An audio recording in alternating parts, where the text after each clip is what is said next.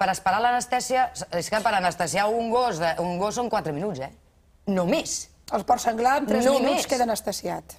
Aleshores, clar, què justificaran?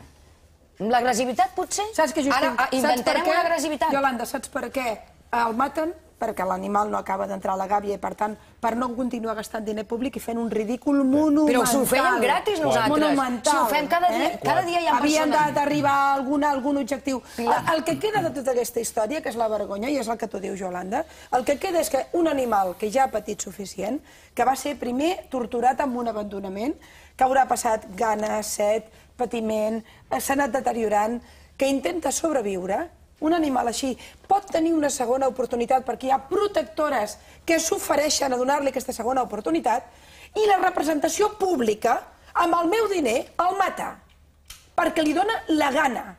I, per tant, en conseqüència, com bé diu la Yolanda, cal demanar explicacions polítiques, el que és no res més que una caça brutal contra un pobre animal indefens.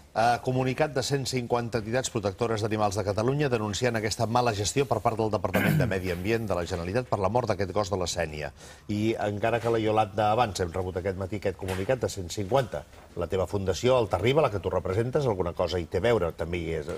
Estem a dintre, és la comissió interlocutora de protectores que aglutina. Però és que abans, quan hem dit que demanàveu responsabilitat i tal, tu has dit home, doncs sí, ho llegeixo. Per tot això, reiterem que has de purir les responsabilitats tant dels tècnics responsables de l'actuació com de la Direcció General del Medi Natural amb la finalitat d'evitar futures incompetències. Correcte. No la Fundació, no.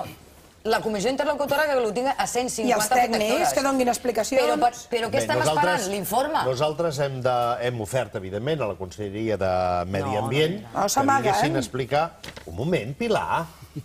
És que ho sé, que s'amaguen. Bé, tu sabràs que s'amaguen. A mi no m'han dit que s'amaguin. Bueno, no venen. A mi m'han contestat al telèfon i m'han dit que no venien. S'amaguen. Però no m'han dit que s'amaguessin. Ahir vaig demanar jo, porteu-me un agent rural que m'ho expliqui. Porteu-me'l. I no és com la Teresa Viejo, aquest no ha volgut venir, ni cap tècnic de la Conselleria. No, la Conselleria, el senyor Baltasar, aquí no ha enviat ningú. Jo no el demano amb ell, res, un tècnic que ens expliqui per què es fot un número com aquest, que té a veure amb un ridícul estrafolari, amb una despesa de diner públic també brutal i amb un maltractament animal que arriba fins a la mort. Pilar, deixa'm fer-te una pregunta. Però és que ja ho vas dir ahir. Ho repeteixo per si no queda clar. Pilar, deixa'm fer-te una pregunta. No, és que al final enyorarem a Seprona.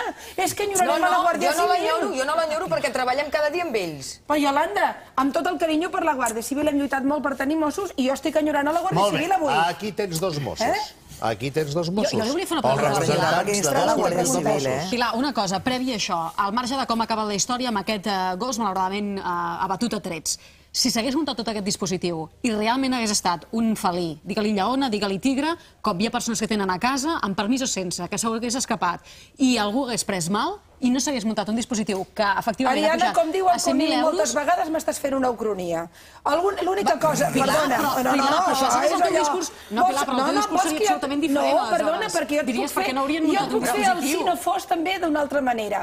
Perquè jo no demano a Medi Ambient ni demano als agents rurals que muntin un dispositiu com aquest basant-se en rumors i en histèries col·lectives. Demano com a mínim un mínim de coneixement. M'estàs dient que els agents rurals no són capaços de veure una petjada i saber que no és d'una lleona? No saben distingir una petjada d'una lleona d'un dogo? Doncs que se'n vagin a casa tots. Tots, a fer de bombers. Un moment. Estem parlant d'agents especialitzats, en fauna. Home, jo puc confondre el peu del dogo amb el peu del conill. Un moment.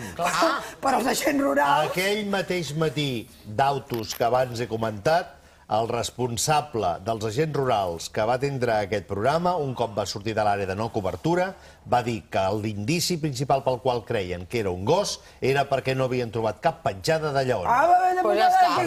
I aquest mateix matí ens oferim nosaltres. I aquest mateix matí ens oferim nosaltres a recollir, a fer la caça del gos, perquè la fem diàriament, i no nosaltres, no, persones anònimes. Agafant gossos, cavalls...